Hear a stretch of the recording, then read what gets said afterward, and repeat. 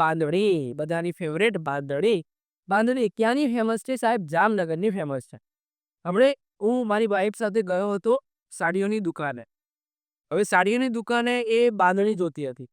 મેં કીધું આ શું કરચોલીવાળું જોઉં છું. એટલે કે આને એનું પોલિશ કરવાની. મતલબ કે બાંધણીને તમે પહેલી નજરે જોવો ને દુકાનમાં પડેલી તો તમને ગમે જ નહીં, આવી હોય. એટલે કે એકદમ કરચોલી. આપણને ખબર ના પડે. મને પણ ડાયરેક્ટ એ રીતના ખબર ના પડે. કારણ કે જોતા હોય મેં કીધું આ આટલો બધો ભાવ અને આ શું કરચોલીવાળું આ બધું શું છે? આવું શું લઉં છું? એટલે કે આને હજુ તો પોલિશ કામ થાય અને પોલિશ કામ થઈને આવે પછી દેખાય સારી. કારણ કે બાંધણી આવી જ હોય. ક્લિયર? કારણ કે એને બનાવવાની પદ્ધતિ જ એવી છે. તો આ કળાને અંગ્રેજીમાં શું કહેવામાં આવે? ટાઈ એન્ડ ડાય કહેવામાં આવે. હવે ટાઈનો મતલબ શું થાય? બાંધવું. એટલે કે બાંધવું, ડાયનો મતલબ ડબોળવું. બાંધવું, ડબોળવું. જ્યાં સુધી આકૃતિ સરખી દેખાય નહીં ત્યાં સુધી ટાઈ એન્ડ ડાય કરવામાં આવે. હવે ટાઈ કઈ રીતના કરવામાં આવે? તો આ રીતના ગાંઠ વાળવામાં આવે, ગાંઠને બાંધી દેવામાં આવે, પછી ડબોળવામાં આવે, કાઢવામાં આવે, ગાંઠને ખોલવામાં આવે, બીજી જગ્યાએ ગાંઠ મારવામાં આવે, ડબોળવામાં આવે. તો આવી પદ્ધતિથી ટાઈ એન્ડ ડાયની પદ્ધતિથી શું બનાવવામાં આવે છે? તો આ બાંધણી બનાવવામાં આવે છે. તો સૌરાષ્ટ્રના જામનગર, જેતપુર, ભુજ અને માંડવી બાંધણી માટે જાણીતા સ્થળો છે, જેમાં મુખ્યત્વે જામનગરની બાંધણી ફેમસ છે. આ કળાને ઇંગ્લિશમાં ટાઈ એન્ડ ડાય કહેવામાં આવે છે. લગ્ન પ્રસંગે નવવધુ એટલે કે રિસેન્ટલી પરણીને આવી હોય એવી. તો લગ્ન પ્રસંગે નવવધુના ઘરચોળામાં પણ બાંધણીની ભાત જોવા મળે છે.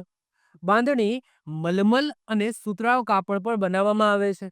બાંધણીની ઉપર જે જરી કામ કરવામાં આવે છે ને એને શું કહેવામાં આવે? બંધેજ કહેવામાં આવે છે. આ યાદ રાખજો. બાંધણીને અમુક રાજ્યોની અંદર, બીજા રાજ્યોની અંદર સુંગુડી તરીકે પણ ઓળખે છે. અને પાકિસ્તાનમાં ચુન્ની તરીકે ઓળખવામાં આવે છે બાંધણીને.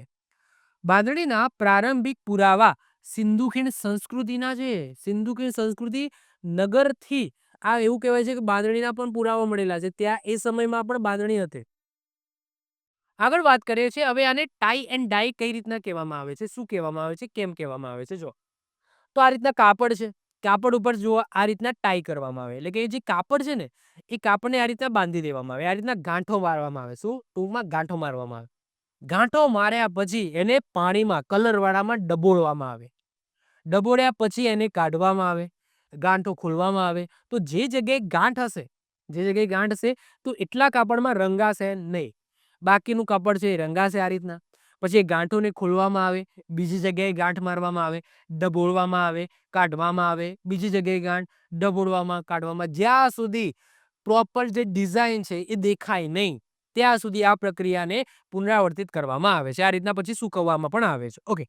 તો આ પ્રક્રિયા પેટર્નને અનુસરીને આખા કાપડ પર નાની નાની ગાંઠો બાંધવાની હોય છે. અને એકવાર એ થઈ જાય એના પછી બેજ કલરમાં જે મુખ્ય કલર છે એની અંદર ડુબાડવામાં આવે. પછી આ પ્રક્રિયાને પુનરાવર્તિત કરવામાં આવે એટલે કે ટાઈ એન્ડ ડાય, બાંધો અને ડુબાડો.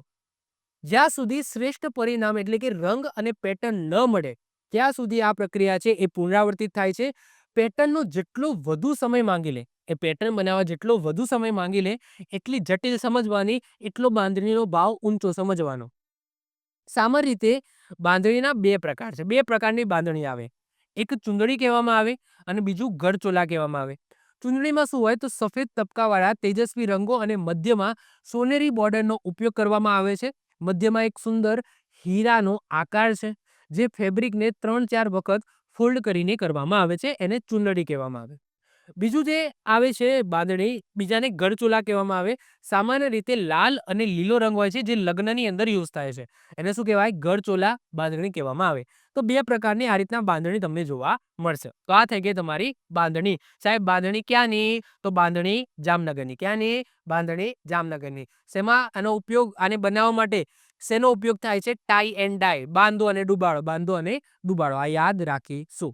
આવી જ રીતના ઓછા સમયની અંદર મહત્વપૂર્ણ નોલેજ મેળવવા માટે અને મને સપોર્ટ કરવા માટે આજે જ આપણી યુટ્યુબ ચેનલ ટીચિંગ કિશન ક્લિપને સબસ્ક્રાઇબ કરો.